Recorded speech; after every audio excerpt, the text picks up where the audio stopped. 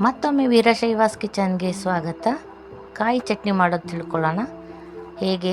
ಮೊದಲಿಗೆ ಕಾಯಿ, ಕಡಲೆ, ಹಸಿಮೆಣಸಿನ್ಕಾಯಿ, ಕರಿಬೇವಿನ ಸೊಪ್ಪು, ಹುಣಸೆಹಣ್ಣು, ಕೊತ್ತಂಬರಿ ಸೊಪ್ಪು, ಬೆಳ್ಳುಳ್ಳಿ, ಪುದೀನ ಹಾಗೂ ರುಚಿಗೆ ತಕ್ಕಷ್ಟು ಉಪ್ಪು. ಹರಳುಪ್ಪನ್ನೇ ಬಳಸ್ಕೊಳ್ಳೋಣ, ಜಾಸ್ತಿ ರುಚಿ ಹೆಚ್ಚಾಗಿರುತ್ತೆ. ಹಾಗೆ ಈಗ ಇದನ್ನು ಮಿಕ್ಸಿ ಜಾರ್ಗೆ ಹಾಕ್ಕೊಳ್ಳೋಣ. ನಾನು ನಿಮಗೆ ಮೊದಲೇ ಹೇಳಿದ್ದೆ ಮತ್ತೊಂದು ವಿಡಿಯೋದಲ್ಲಿ ಕಾಯಿ ಚಟ್ನಿ ಮಾಡೋದನ್ನ ತೋರಿಸ್ಕೊಡ್ತೀನಿ ಅಂತ. ಹಾಗಾಗಿ ಈ ವಿಡಿಯೋ ಅಕ್ಕಿ ರೊಟ್ಟಿಗಾಗಿ ಅಂತಲೇ ಮಾಡಿರ್ತಾ ಇರೋದು. ನೋಡಿ, ಇವುಗಳನ್ನು ಹಾಕ್ಕೊಳ್ಳೋಣ.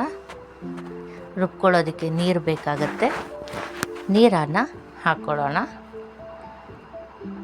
ಈಗ ಇದನ್ನು ರೆಡಿಯಾಗಿದೆ, ಇದನ್ನು ರುಬ್ಕೊಳ್ಳೋಣ. ಈಗ ತರಿಯಾಗಿ ರುಬ್ಕೊಂಡು ಇದಕ್ಕೆ ಒಗ್ಗರಣೆ ಕೊಟ್ಟರೆ ರುಚಿ ಇರುತ್ತೆ. ಈ ರೆಸಿಪಿ ಇಷ್ಟ ಆದಲ್ಲಿ ಟ್ರೈ ಮಾಡಿ ತಿಳಿಸಿ. Thank you for watching.